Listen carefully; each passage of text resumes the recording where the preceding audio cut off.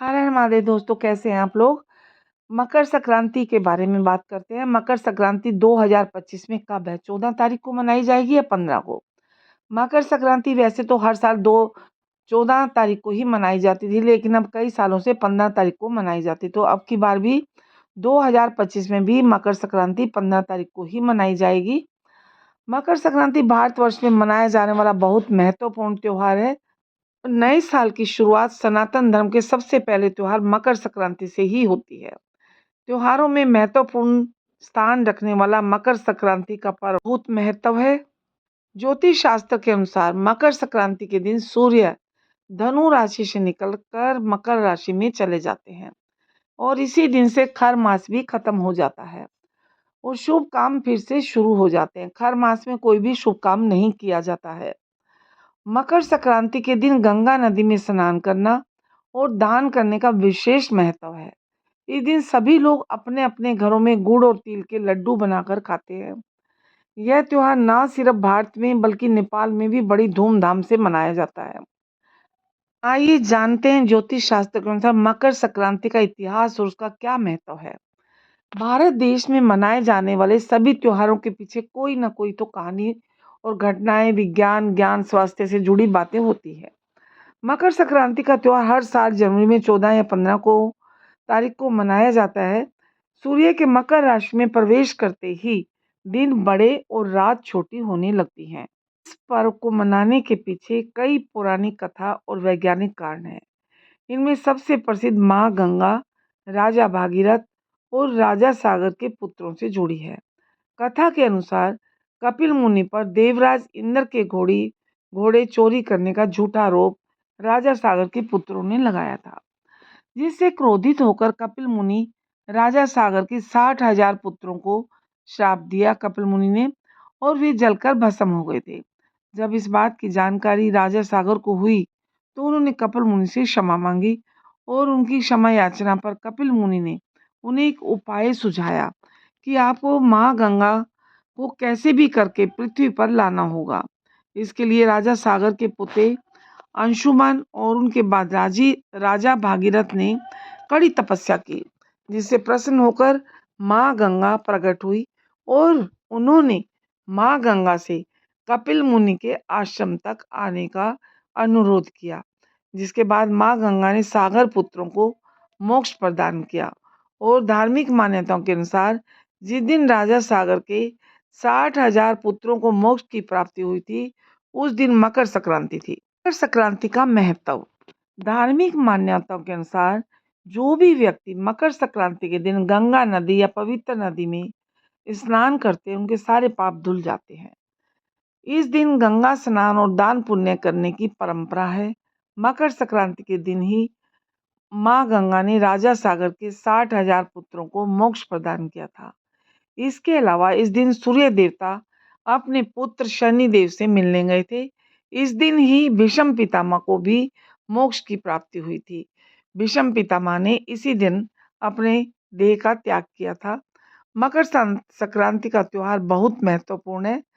मकर संक्रांति के दिन ही भारत में किसान अपनी फसल काटते हैं और यह त्योहार हर साल 14 या 15 जनवरी को ही मनाया जाता है। दोस्तों, ये तो था मकर संक्रांति का इतिहास और महत्व और कब मनाया जाएगा, इसके बारे में हमने आपको बताया।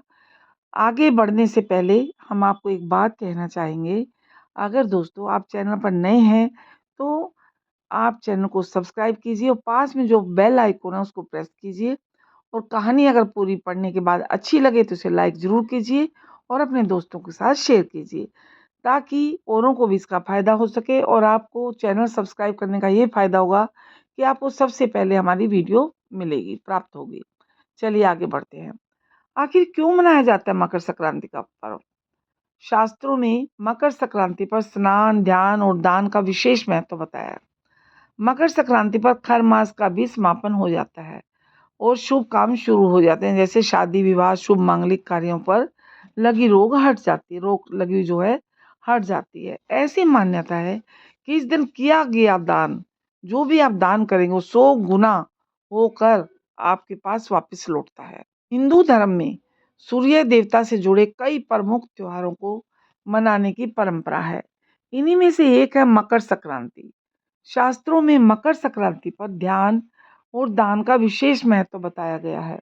मकर संक्रांति पर खर मास का भी समापन हो जाना है और शुभ काम शुरू हो जाते हैं। ऐसी मान्यता है कि इस दिन किया गया दान आपको 100 गुना होकर वापस लौटता है। और आपको मकर संक्रांति से जुड़ी 4 प्रमुख कथाओं के बारे में बताते हैं। तो चलिए कथाएं सुनते हैं। पहली कथा है, यह दिन देवताओं का होता है। सूर्य का मकर राशि में प्रवेश यानी मकर संक्रांति दान पुण्य की पावन तिथि है। इसे देवताओं का दिन भी कहा जाता है। इसी दिन से सूर्य उत्तरायण हो जाते हैं और शास्त्रों में उत्तरायण के समय को देवताओं का दिन और दक्षिणायन को दिन को देवताओं की रात कहा जाता है। सूर्य दक्षिण की तरफ होता है तो उस दिन देवताओं की रात कहा जाता है। मकर संक्रांति एक तरह से देवताओं की सुबह होती है। इस दिन दान, स्नान, तप, श्राद्ध और अनुष्ठान का बहुत महत्व है। पौराणिक कथा कहती है कि यह तिथि उत्तरायण की तिथि होती है। दूसरी कहानी, भीष्म पितामह ने भी इसी दिन अपनी देह का त्याग किया था। महाभारत काल में भीष्म पितामह ने अपनी देह का त्याग करने के लिए मकर संक्रांति का ही चयन किया था। जब वे बाणों की शैया पर लेटे थे तब वे उत्तरायण के दिन की प्रतीक्षा कर रहे थे। उन्होंने मकर संक्रांति की तिथि पर ही अपना जीवन त्यागा था। ऐसे कहते हैं उत्तरायण में देह त्यागने वाली आत्माएं कुछ पल के लिए देवलोक चली जाती है या फिर उन्हें पुनर्जन्म के चक्र से छुटकारा मिल जाता है। तीसरी कथा, सागर में जाकर मिली थी गंगा। मकर संक्रांति के दिन ही गंगा जी भागीरथ के पीछे पीछे चलकर कपिल मुनि के आश्रम से होती हुई सागर में जाकर मिली थी। महाराज भागीरथ ने इस दिन अपने पूर्वजों के लिए तर्पण किया था। इसलिए मकर संक्रांति पर पश्चिम बंगाल के गंगा से सागर में मेला भी लगता है। चौथी कहानी, पिता पुत्र का मिलन। मकर संक्रांति का त्योहार इसलिए भी महत्वपूर्ण है क्योंकि इस दिन पिता सूर्य अपने पुत्र शनि की राशि मकर में पूरे 1 महीने के लिए आते हैं। मकर संक्रांति के त्योहार को पूरे देश में अलग अलग नामों से जानते हैं। इसे माघ संक्रांति कहते हैं। उत्तर भारत में यह पर्व मकर संक्रांति तो गुजरात में उत्तरायण के नाम से जाना जाता है और पंजाब में इसे लोहड़ी, उत्तराखंड में उत्तरायणी, केरल में पोंगल के नाम से जानते हैं। वैसे तो यह त्योहार हर साल 14 जनवरी को मनाया जाता है, लेकिन इस बार मकर संक्रांति का पर्व 15 तारीख को यानी 15 जनवरी को मनाया जा रहा है। हर साल मकर संक्रांति का पर्व सूर्य के मकर राशि में गोचर करने की तिथि पर बेहद उत्साह के साथ मनाया जाता है। इस अवसर पर सूर्य देव की विधि पूर्वक पूजा अर्चना करने का विधान है। इस दिन स्नान दान करने का विशेष महत्व है। मान्यता है कि मकर संक्रांति के दिन पूजा के दौरान मकर संक्रांति की कथा का पाठ करने से सुख शांति मिलती है। कथा का पाठ मकर संक्रांति के दिन जरूर करना चाहिए। इस दिन कथा का पाठ करने से घर में सुख शांति और समृद्धि का वास होता है। तो चलिए कथा सुनते हैं। पौराणिक कथा के अनुसार एक प्रभावशाली कपिल मुनि थे। उन पर राजा सागर के पुत्रों ने देव इंद्र का घोड़ा चोरी करने का झूठा आरोप लगाया था, जिससे क्रोधित होकर कपिल मुनि ने राजा सागर के 60,000 पुत्रों को भस्म करने का श्राप दिया। देव इंद्र के द्वारा ऋषि से माफी मांगने पर कपिल मुनि का गुस्सा शांत हुआ। उनकी माफी पर कपिल मुनि ने उपाय के तौर पर बताया कि माँ गंगा को किसी भी तरह पृथ्वी पर लाना होगा। राजा सागर के पोते अंशुमान और राजा भागीरथ की अधिक तपस्या करने के बाद पृथ्वी पर माँ गंगा प्रकट हुई और धार्मिक मान्यता के अनुसार इसके बाद जब राजा सागर के 60,000 पुत्रों को मोक्ष की प्राप्ति हुई तब हर साल तब से यह मकर संक्रांति का पर्व मनाया जाता है। मान्यता है कि मकर संक्रांति पर गंगा स्नान दान करने से इंसान के सभी बुरे पाप खत्म हो जाते हैं और पुण्य की प्राप्ति होती है। इस दिन गंगा स्नान करने से 10 अश्वमेध यज्ञ और 1,000 गाय दान करने के समान शुभ फल की प्राप्ति होती है। इस दिन कई चीज़ों का दान करने से सभी कार्यों में सफलता हासिल होती है और घर में सुख शांति का आगमन होता है। गंगा स्नान से साधक को मोक्ष की प्राप्ति होती है। मकर संक्रांति के दिन सूर्योदय से पहले स्नान करना उत्तम माना जाता है। तो दोस्तों, मकर संक्रांति के दिन सुबह जल्दी उठकर स्नान करिए और सूर्य देव की पूजा कीजिए। अच्छे से पूजा कीजिए विधि विधान से, और जो भी आपका सामर्थ्य है दान पुण्य जरूर कीजिए। गंगा में स्नान नहीं कर सकते हैं तो घर पर ही गंगा जल पानी में मिलाकर स्नान कीजिए, आपकी सभी इच्छाएं पूरी होंगी। मकर संक्रांति की कथा में ही मकर संक्रांति के दिन सूर्य जो है अपने पुत्र शनिदेव के घर आते हैं, और कहा जाता है कि इस दिन सूर्य की काले तिल के साथ उपासना करने से व्यक्ति को बहुत लाभ मिलता है। इसके अलावा मकर संक्रांति के मौके पर सूर्य देव और शनि की कथा जरूर पढ़नी चाहिए। अगर यह कथा पढ़ी जाती है तो शनि दोष से काफी हद तक राहत मिलती है। आइए जानते हैं कथा। मकर संक्रांति का त्योहार ये तो आप सभी जानते हैं कि 15 जनवरी को मनाया जा रहा है, और इस दिन जप तप दान करने का बहुत विशेष महत्व है। इस दिन किए गए दान का दोगुना फल मिलता है। ज्योतिष शास्त्र के अनुसार मकर संक्रांति के दिन सूर्य शनिदेव के घर आते हैं। इस दिन सूर्य शनि की राशि मकर में प्रवेश करेंगे, और आपको बता दें कि पहले शनिदेव की राशि कुंभ थी, लेकिन जब सूर्य देव शनिदेव से प्रसन्न हुए तो उन्होंने एक और राशि यानी मकर राशि प्रदान कर दी। मकर संक्रांति के दिन सूर्य देव और शनि की कथा पढ़ने से आपके शनि दोष से काफी हद तक आप राहत पा सकते हैं। तो आइए जानते हैं मकर संक्रांति की कथा दूसरी। पौराणिक कथाओं के अनुसार सूर्य देव और शनि देव में अच्छे संबंध नहीं थे। दरअसल इसका कारण था कि सूर्य देव का शनि की माता छाया के प्रति उनका व्यवहार। दरअसल शनिदेव का रंग काला होने के कारण सूर्य देव ने उनके जन्म के दौरान कहा था कि ऐसा पुत्र मेरा नहीं हो सकता। इसके बाद से सूर्य देव ने शनिदेव और उनकी माता छाया को अलग कर दिया था। जिस घर में वह रहते थे उसका नाम कुंभ था। सूर्य देव को मिला श्राप। सूर्य देव के ऐसे व्यवहार से क्रोधित होकर छाया ने उन्हें श्राप दे दिया था। माता छाया ने सूर्य देव को कुष्ठ रोग का श्राप दिया था, जिससे क्रोधित होकर सूर्य देव ने छाया और शनिदेव का घर जलाकर राख कर दिया था। सूर्यदेव के पुत्र यम ने सूर्यदेव को उस श्राप से मुक्त किया था, और साथ ही उनके सामने मांग रखी थी कि वह उनकी माता यानी छाया के साथ अपने व्यवहार में बदलाव लाएं। इसके बाद सूर्यदेव छाया और शनिदेव से मिलने के लिए उनके घर पहुंचे थे। जब सूर्यदेव वहां पहुंचे तो उन्होंने देखा कि वहां कुछ भी नहीं था, सब कुछ जलकर बर्बाद हो गया था। इसके बाद शनिदेव ने काले तिल से अपने पिता का स्वागत किया था। शनिदेव के ऐसे व्यवहार से प्रसन्न होकर सूर्यदेव ने उस दिन उन्हें नया घर दिया, जिसका नाम था मकर मकर राशि।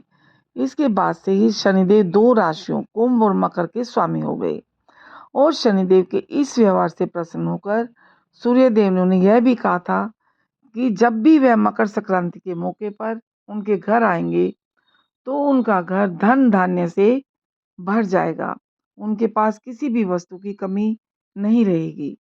साथ ही यह भी कहा था कि इस दिन जो लोग भी मकर संक्रांति के मौके पर मुझे काले तिल अर्पित करेंगे उनके जीवन में सुख समृद्धि आएगी।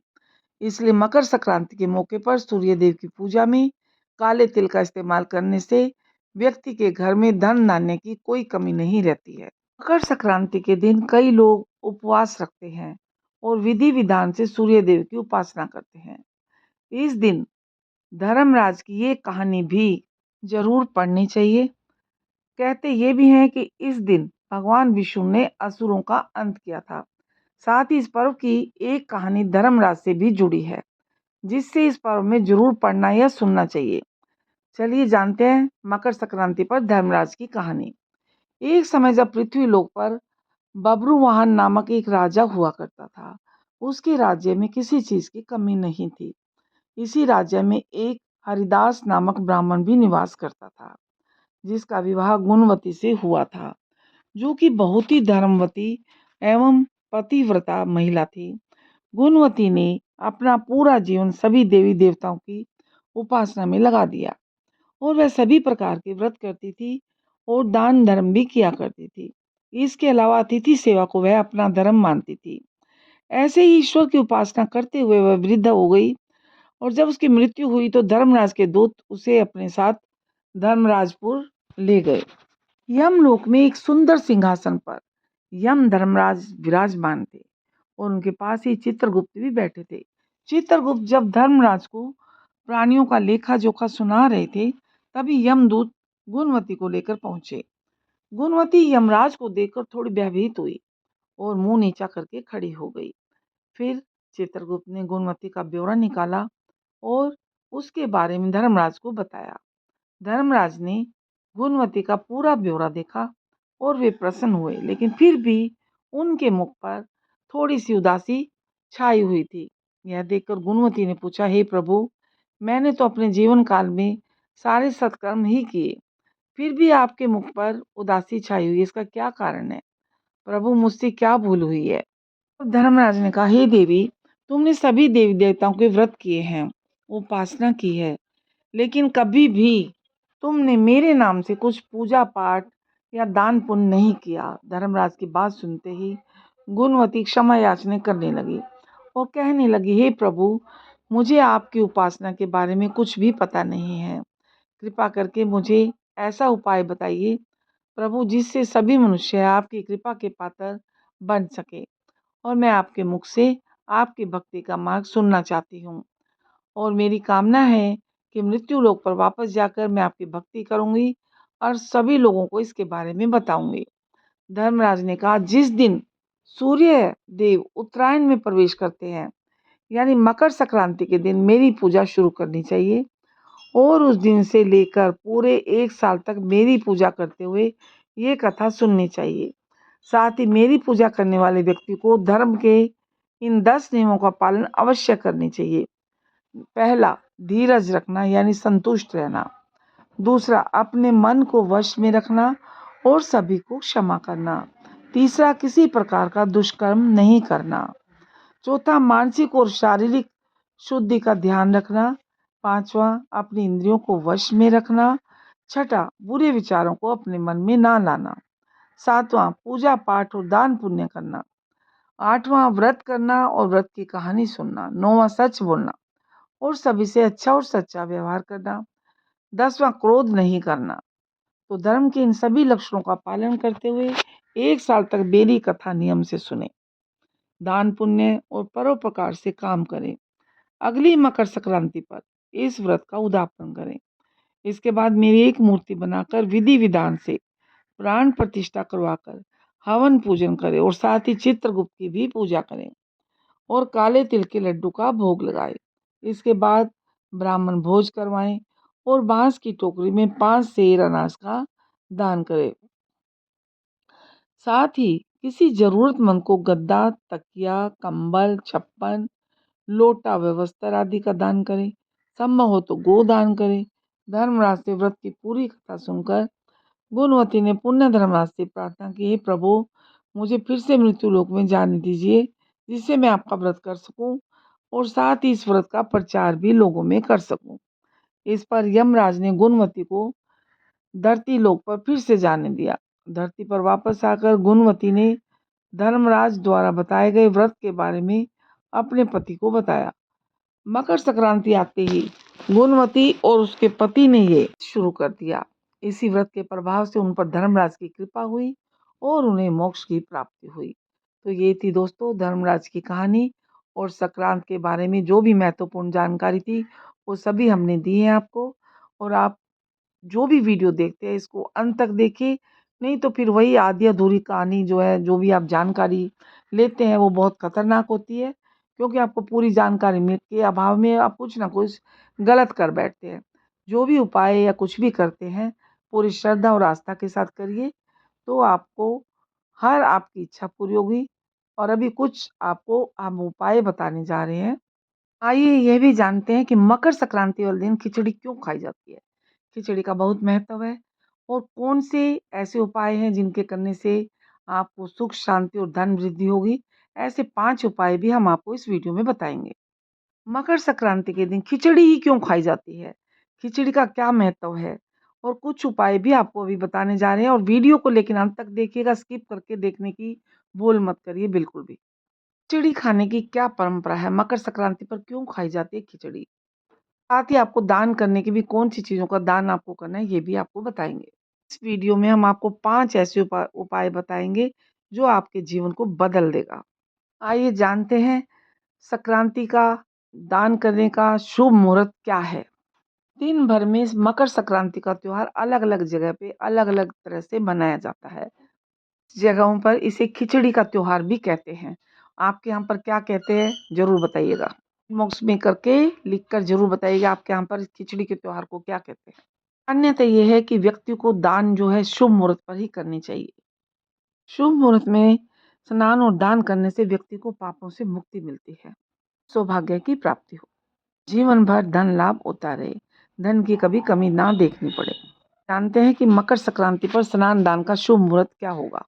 मकर संक्रांति पर दान का पुण्य काल सुबह 9:03 से शाम 5:46 तक रहेगा। मकर संक्रांति पर महापुण्य का शुभ काल 9:03 से 10:48 तक रहेगा सुबह। ये था दान का शुभ मुहूर्त। अब मकर संक्रांति पर स्नान का शुभ मुहूर्त क्या है?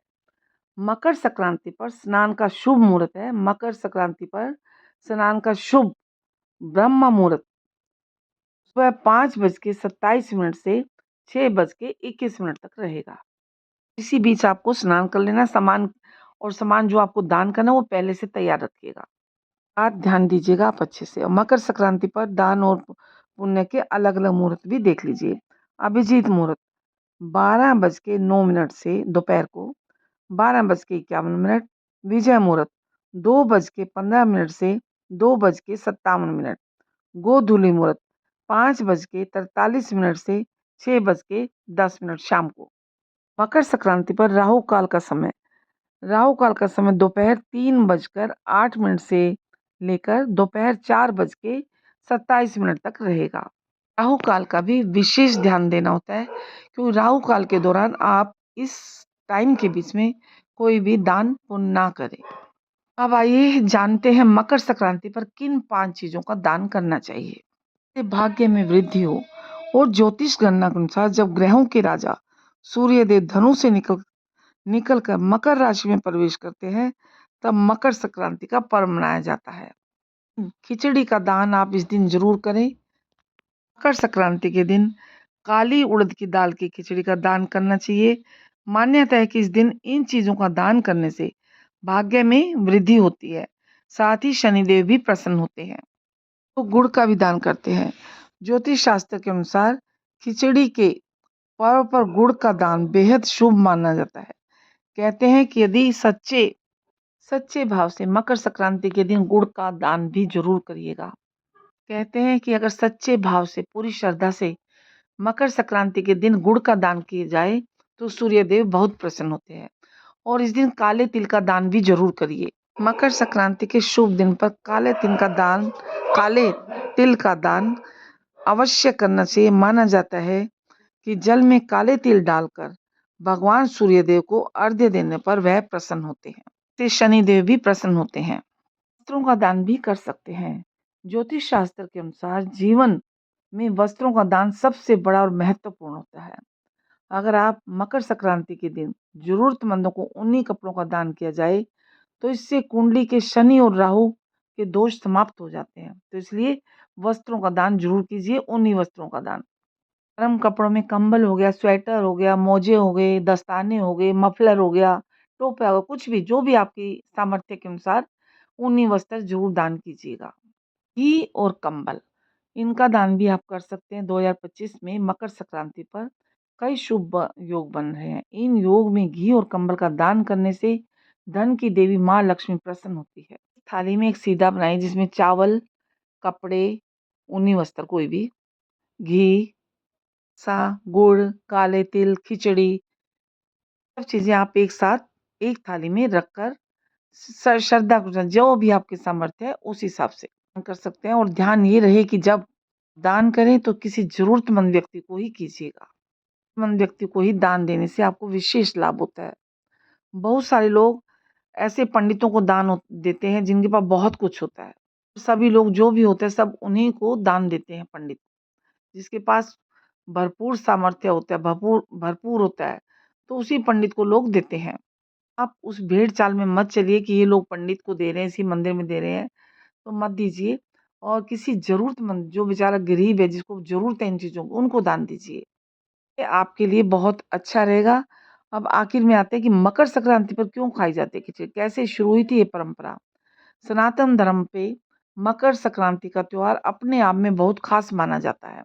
इस दिन पतंगे भी उड़ाई जाती हैं। सनातन धर्म में मकर संक्रांति का बहुत महत्व है और हम अपने आप में बहुत खास माना जाता है यह मकर संक्रांति का त्योहार और इस दिन भगवान सूर्य की पूजा जानते हैं कि खिचड़ी की क्या परंपरा है, क्यों खाई जाती है खिचड़ी? मकर संक्रांति पे लोगों में बहुत उत्साह रहता है और यह पर्व हिंदुओं का प्रमुख त्योहार है। संक्रांति के शुभ अवसर पर बहुत सारे लोग अलग-अलग विभिन्न अनुष्ठानों का पालन करते हैं और इस दिन ऐसा करने से जातक के सारे पाप मिट जाते हैं। मकर संक्रांति 2025 में 15 जनवरी दिन बुधवार को पड़ रही है। इसके अलावा संक्रांति पर खिचड़ी खाने की भी परंपरा है। यह परंपरा क्यों शुरू हुई? सदियों से चली आ रही है यह परंपरा। इसका पालन आज भी लोग करते हैं। लेकिन क्या आप जानते हैं कि आखिर इस दिन खिचड़ी खाने की परंपरा कैसे शुरू? जानिए इसके पीछे क्या कारण है? अब सवाल उठता है कि मकर संक्रांति पर खिचड़ी क्यों बनाई जाती है, क्यों खाई जाती है? दरअसल इसके पीछे एक दिलचस्प कहानी है। एक पौराणिक कथा के अनुसार जब भारत पर खिलजी का आक्रमण हुआ था, तब युद्ध के कारण लोग ठीक से खा नहीं पा रहे थे और लोग धीरे-धीरे कमज़ोर हो रहे थे। तब गुरु गोरखनाथ ने एक उपाय बताया। उन्होंने कहा कि दाल, चावल और सब्जियाँ मिलाकर एक साथ पकाई जाए, जिससे सभी का पेट भर जाए और ये खाना बनाना भी आसान हो। जब युद्ध खत्म हुआ तो गुरु गोरखनाथ और उनके साथियों ने मकर संक्रांति के दिन इस खिचड़ी को तैयार किया और बांटा। इसे खिचड़ी का नाम दिया। तभी से यह परंपरा बन गई और मकर संक्रांति पर खिचड़ी खाई जाती है और बनाई जाती है। खिचड़ी सिर्फ एक साधारण भोजन नहीं है, बल्कि यह सूर्य और शनि ग्रह से भी जुड़ी हुई मानी जाती है। कहते हैं कि मकर संक्रांति के दिन खिचड़ी खाने से घर में सुख, शांति और समृद्धि आती है। यह भोजन सेहत के लिए फायदेमंद होता है क्योंकि इसमें दाल, चावल और सब्जियां होती हैं, जो शरीर के लिए जरूरी पोषक तत्व प्रदान करती हैं। खिचड़ी का सेवन करने से न केवल शरीर को ताकत मिलती है, बल्कि यह मानसिक शांति और संतुलन भी लाती है। मकर संक्रांति पर दान का भी खास महत्व है। इस दिन खिचड़ी का दान करना बहुत ही पुण्यकारी माना जाता है। दान से न सिर्फ व्यक्ति को पुण्य मिलता है, बल्कि समाज में एकता और भाईचारा भी बढ़ता है। मकर संक्रांति के दिन दान करने से जीवन में खुशहाली और समृद्धि आती है। इसलिए इस दिन खिचड़ी खाने के साथ-साथ गुड़, चावल, तिल आदि का भी दान करना चाहिए। तो दोस्तों ये थी हमारी सभी जानकारी।